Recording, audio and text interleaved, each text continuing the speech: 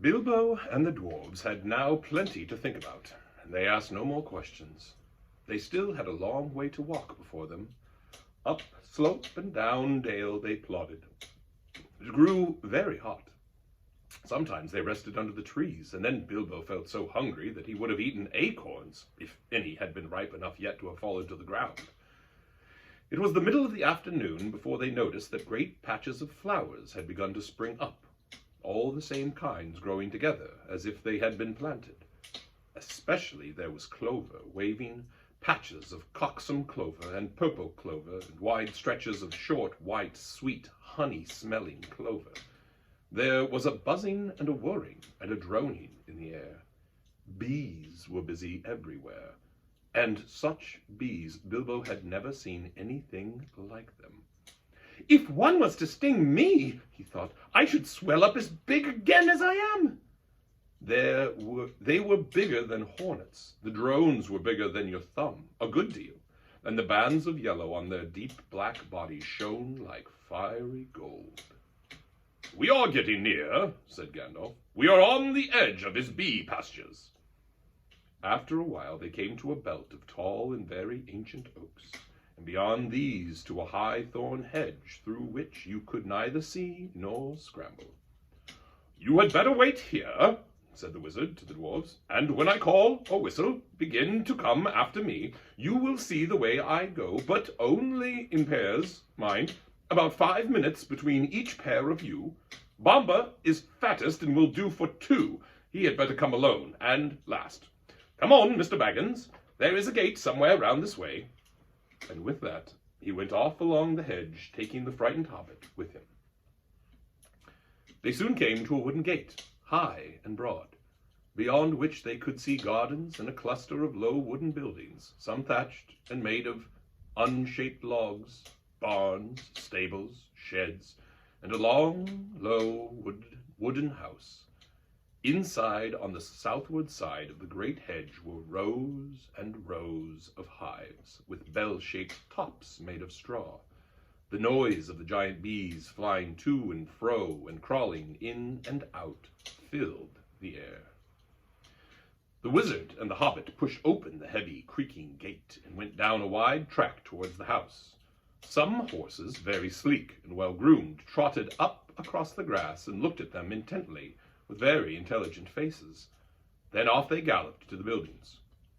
"They have gone to tell him of the arrival of strangers," said Gandalf. Soon they reached a courtyard, 3 walls of which were formed by a wooden house and its 2 long wings. In the middle there was lying a great oak trunk with many lopped branches beside it. Standing near was a huge man with a thick black beard and hair, and great bare arms and legs with knotted muscles.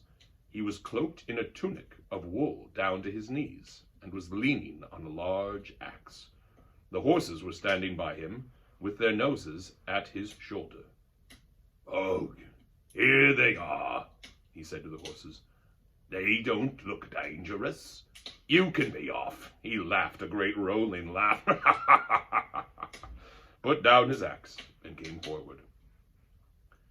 "Who are you, and what do you want?"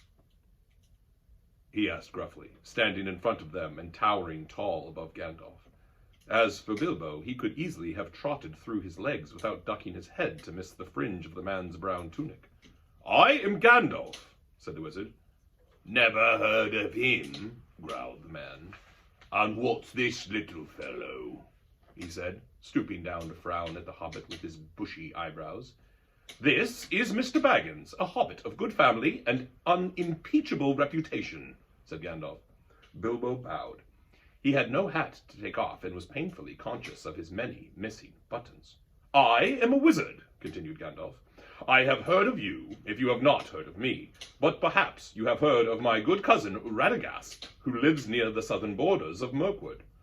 "Yes, not a bad fellow as wizards go, I believe. I used to see him now and again," said Beorn. "Well now, I know who you are, or who you say you are. What do you want?"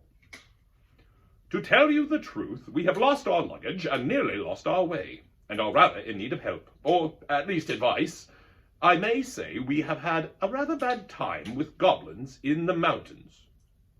"Goblins?" said the big man, less gruffly. "Ho, ho. So you've been having trouble with them, have you? What did you go near them for?" "We did not mean to. They surprised us at night in a pass which we had to cross. We were coming out of the lands over west into these countries. It is a long tale."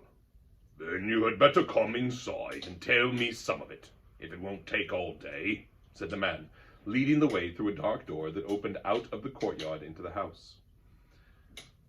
Following him, they found themselves in a wide hall with a fireplace in the middle.